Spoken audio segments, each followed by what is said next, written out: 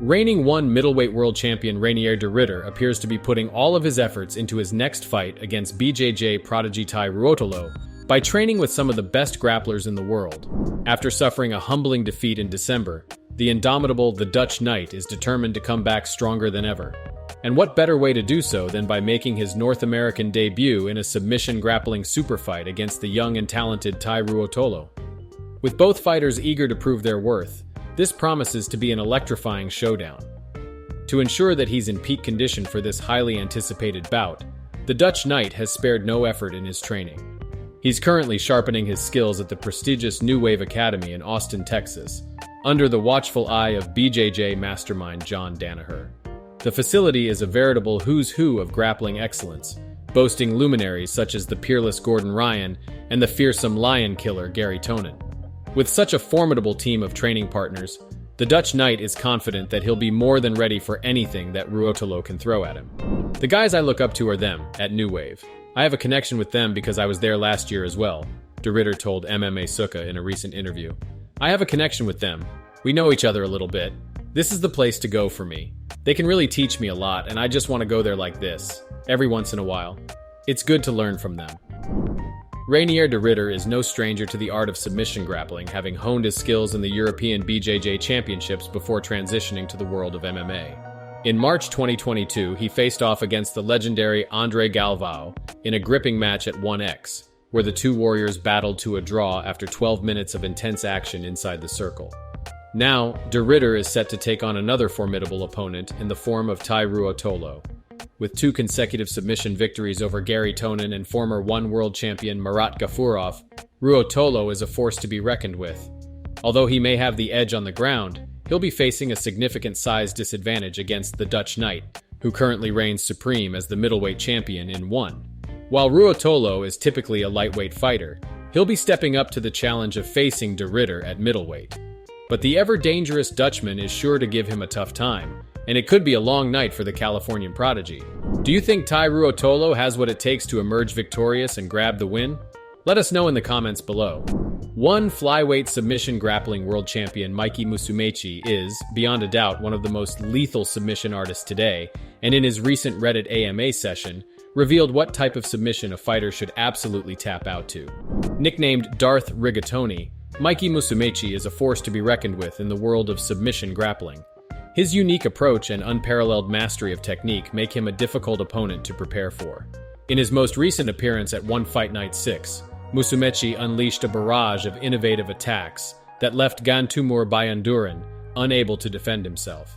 Despite the severe damage inflicted upon him, Bayanduran refused to tap out, resulting in a year-long layoff to recover from a serious knee injury.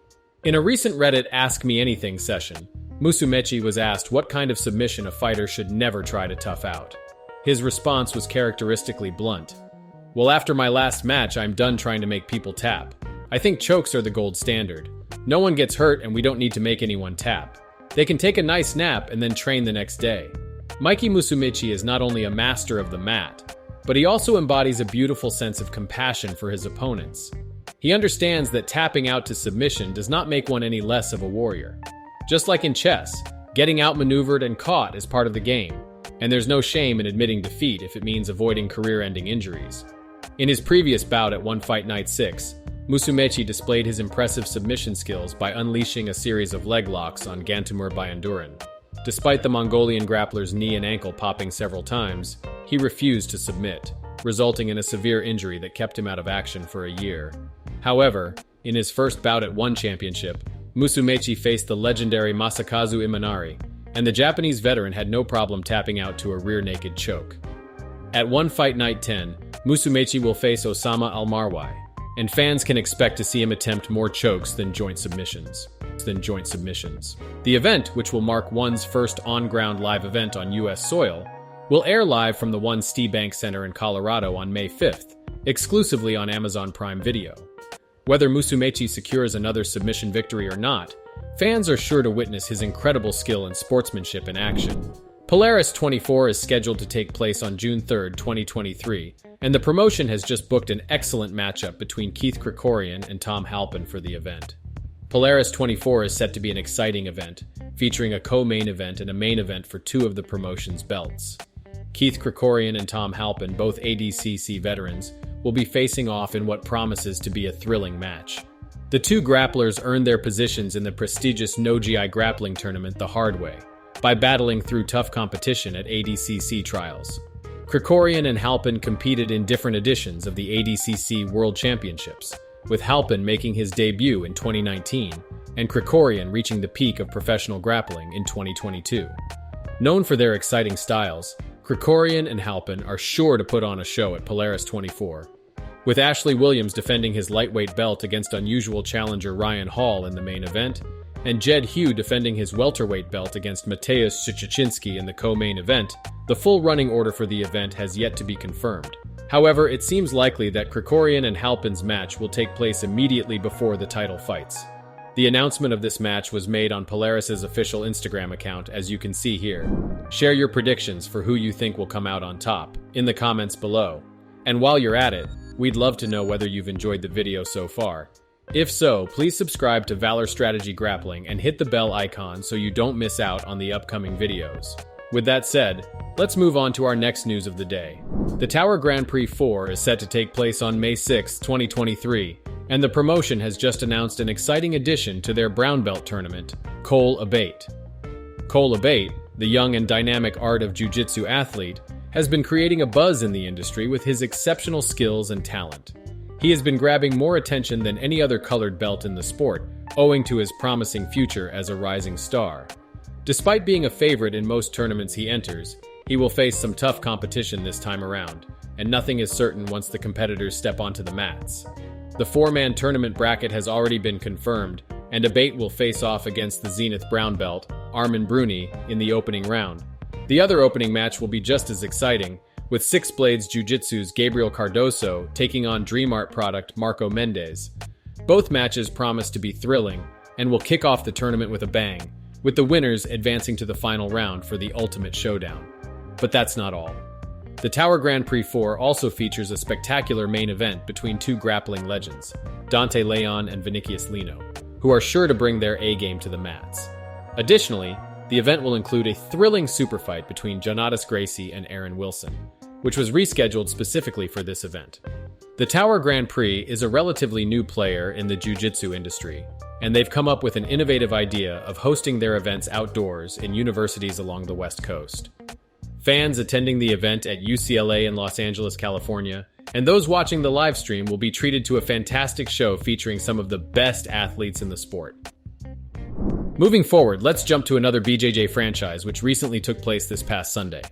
Finishers Survivor Series 3, held on April 16, 2023, proved to be an electrifying showcase of grappling excellence. The promotion brought together a thrilling team grappling tournament and a lineup of over a dozen super fights to give fans an unforgettable night. The team tournament's format was unique, with 5 teams competing and an extra match needed for 2 teams to advance to the semifinals. Vault BJJ made quick work of the Hive, as Zach Galayini and Caleb Livingston dismantled their opponents, setting the tone for the rest of the tournament. In the first semifinal match, BJJ black belt Rene Sousa kicked things off strongly for team finishers by submitting his opponent. But despite Sousa's impressive performance, team wildcards Andrew Kokol and Dylan Masington rallied together to eliminate 2 of his teammates, securing their spot in the final. Meanwhile, Vault BJJ continued their dominant streak as Colin Cronin and Galayini finished their opponents with brutal submission holds. The tournament paused momentarily to make way for a series of superb super fights, which thrilled the audience with their dynamic displays of jiu-jitsu mastery. Andrew Jones showcased an unrelenting offensive style, while Chris Dempsey capped off a string of impressive finishes with a thrilling Peruvian necktie submission, with mere seconds left on the clock. In the final match of the team tournament, Vault BJJ and Team Wildcard faced off, both eager to claim the championship title. Massington kicked things off for Team Wildcard, securing the only submission of the match to put his team up 1-0. He then managed to survive some intense submission attempts in his second match, ultimately securing his team's victory. Massington's performance earned him the title of MVP, having secured 2 out of 3 submission wins throughout the tournament. But it was Galayini who stole the show, impressively submitting 3 opponents for Vault BJJ and cementing his place as the star of Finishers Survivor Series 3.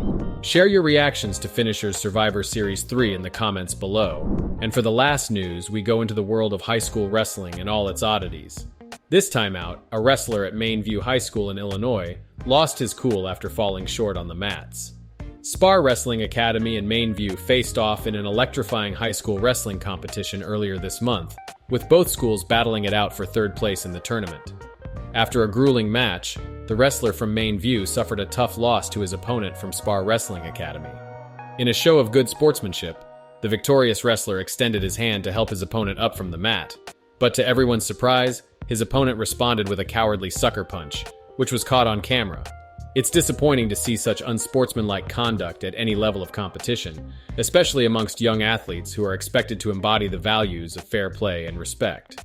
While the names of the wrestlers have been omitted due to their age, it's unclear whether the wrestler from Mainview faced any disciplinary action for his reprehensible actions. Despite the incident, the popularity of combat sports, including wrestling, continues to soar amongst teenagers worldwide. More and more young people are drawn to martial arts, not only to learn self-defense, but also to gain valuable life lessons from the experience. While it's reassuring to know that incidents like this are rare in high school athletics, it's important for all athletes to learn from this mistake and conduct themselves with dignity and respect on and off the mat. And that concludes our news recap for today. What was your favorite highlight from today's news? Let us know in the comments section below.